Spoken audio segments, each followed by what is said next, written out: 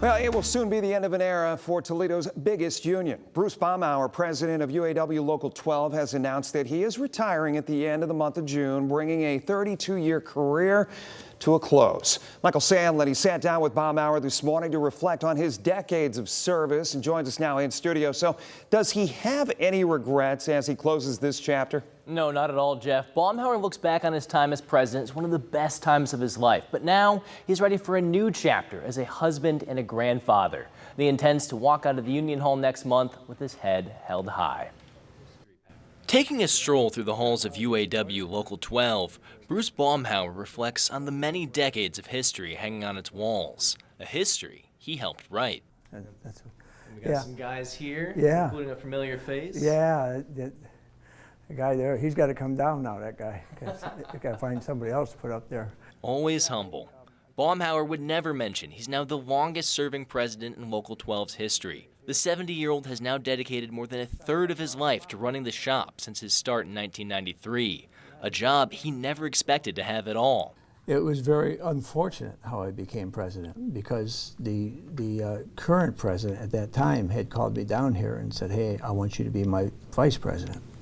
And I said, "Really?" I said, "I don't have any experience in that." He said, I really want you to be my vice president." Shortly thereafter, within months of him making me his vice president, he passed away. And so now I'm the president. And I'm saying, oh my God, I'm driving the car now. But Baumhower ignored his nerves and hit the ground running. And he was there to engineer some enormous moments for the Glass City. Clearly the biggest one was building those two brand new Jeep plants. We had a facility that was 90 years old, and Tom Lasorda was the CEO. And Tom and I became close friends. We'd have lunch together. He'd come down to Toledo and have lunch. I'd go up to Detroit, meet him and have lunch. And we convinced him that we should get a new plant. That means the plants that build the Wrangler and the Gladiator, two places that have defined Toledo's workforce, were decided over lunch.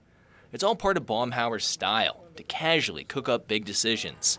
He says Jeep Fest, the enormous festival that brings in tens of thousands to the Glass City, was born from an office chat. Started right here in my office, me and one of my members sitting there saying we ought to do something to celebrate Jeep.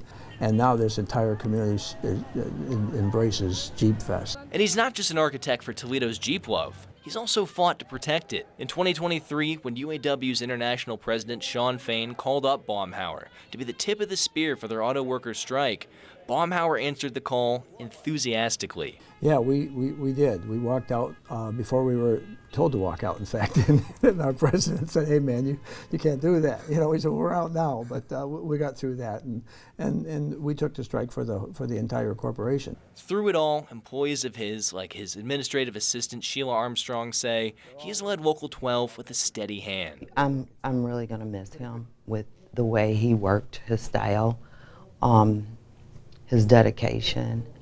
All of that meant everything. But Baumhower has a life outside of work, and he says for a few years now he's been debating when it would be a good time to call it quits.